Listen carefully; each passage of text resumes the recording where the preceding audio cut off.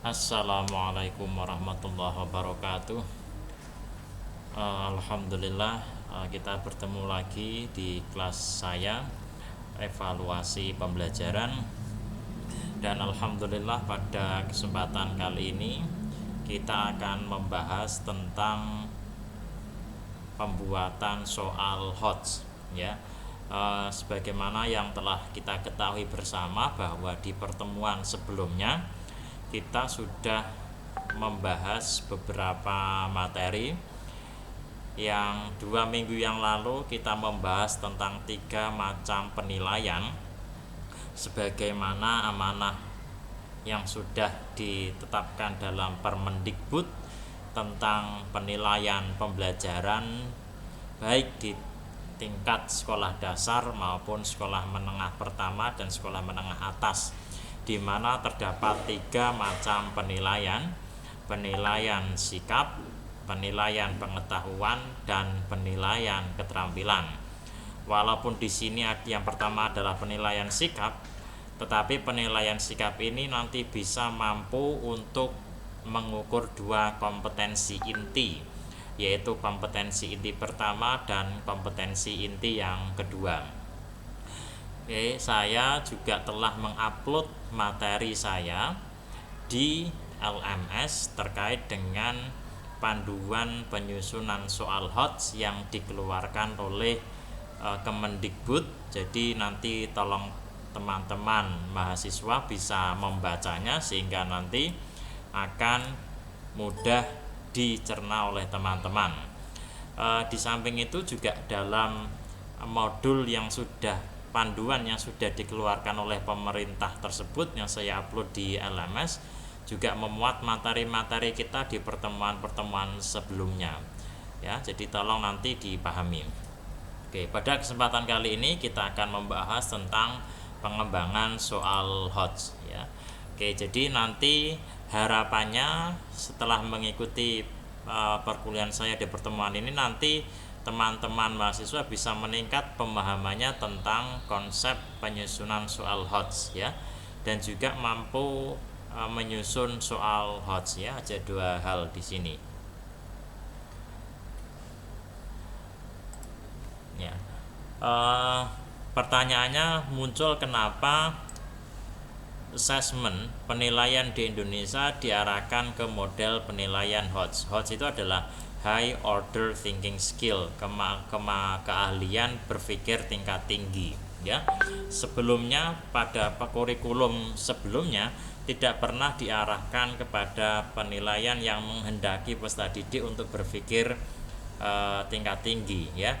Baru beberapa akhir ini pemerintah mencetuskan dilakukannya penilaian HOTS. Hal ini dikarenakan demand atau permintaan di dunia global itu sudah meningkat terkait dengan perkembangan kemampuan berpikir secara global. Yang pertama, terdapat beberapa keahlian penting yang dituntut, ya, setiap warga dunia dituntut untuk mampu pertama meningkatkan kreativitas dan inovasi. Yang kedua adalah leadership, kepemimpinan. Yang ketiga adalah emotional intelligence, ya, intelijensi emosional. Yang keempat adalah adaptability, kemampuan untuk mampu bisa beradaptasi. Dan yang terakhir adalah problem solving. Dari ke-6 tuntutan secara global di sini akhirnya menelurkan kebijakan terkait dengan penilaian tingkat tinggi. Di samping itu, ya, apabila kita mengacu kepada kurikulum sebelumnya, maka terdapat beberapa kekhasan dari kurikulum sebelumnya. Yang pertama, kita pernah mengenal kurikulum KTSP berkarakter, yang mana setiap dalam kurikulum tersebut dalam RPP harus mencantumkan karakter yang harus dikuasai oleh peserta didik, yaitu ada imtak, iman dan takwa, rasa keingintahuan, inisiatif, gigih, kemampuan beradaptasi, kepemimpinan, gotong royong, dan lain sebagainya, ya. Setelah itu akhirnya dikembangkan dengan juga KTSP terus akhirnya berkembang, ya, menjadi kekompetensi yang kedua, yaitu kemampuan untuk berpikir kritis ya dalam memecahkan masalah, berkreasi, mampu menciptakan kreativitas, berkomunikasi dan berkolaborasi.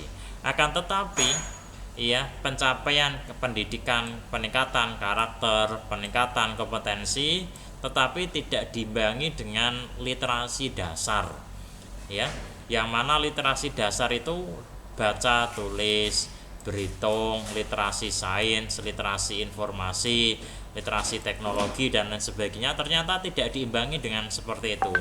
Hasilnya apa? Karena tidak diimbangi, terjadinya penurunan tingkat prestasi di negara kita. Ya.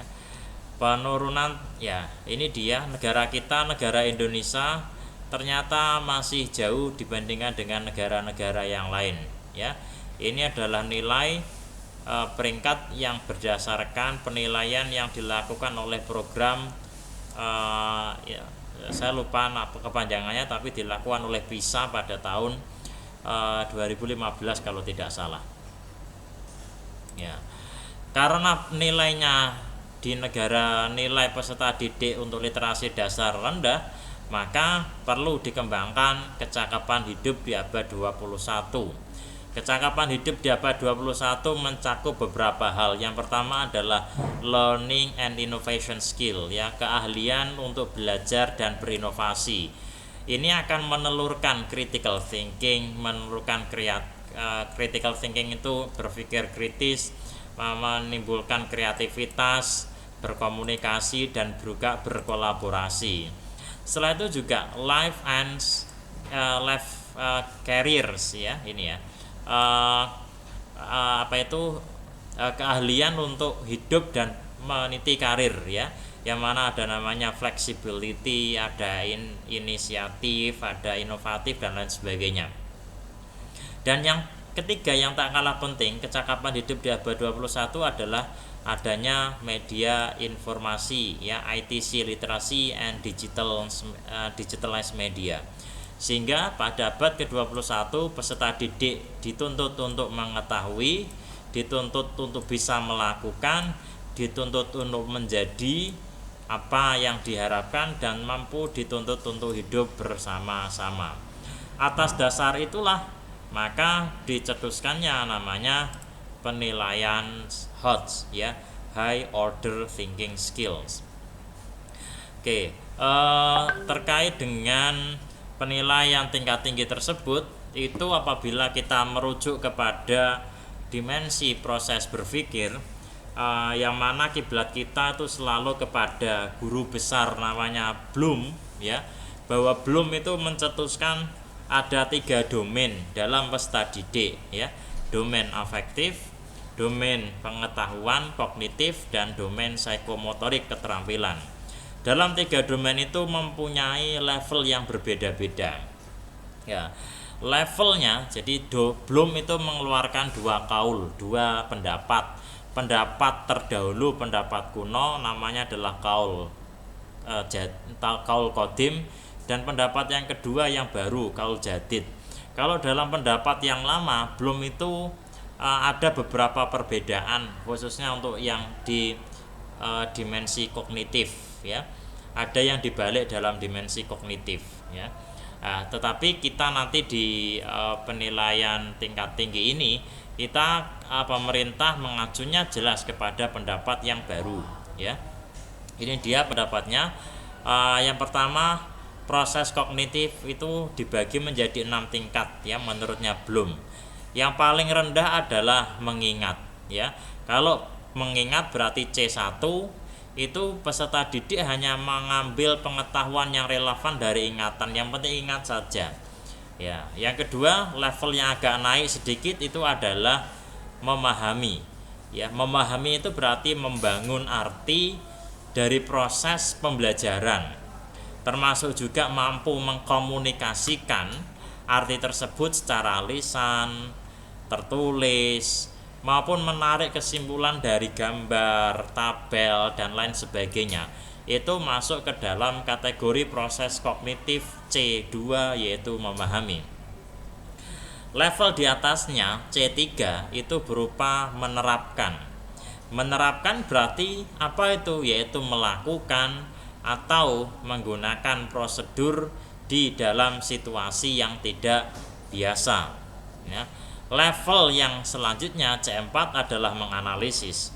Menganalisis berarti memecahkan materi ke dalam bagian-bagiannya dan menentukan bagaimana bagian itu terhubung antara satu bagian dengan bagian yang lain.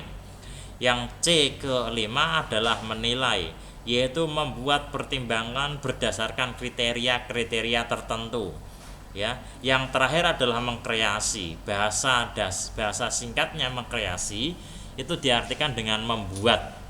Ya, peserta didik diminta untuk membuat atau menyatukan unsur-unsur yang sudah ada sebelumnya dijadikan satu sehingga nanti membuat sesuatu yang baru. Misalnya apa ya?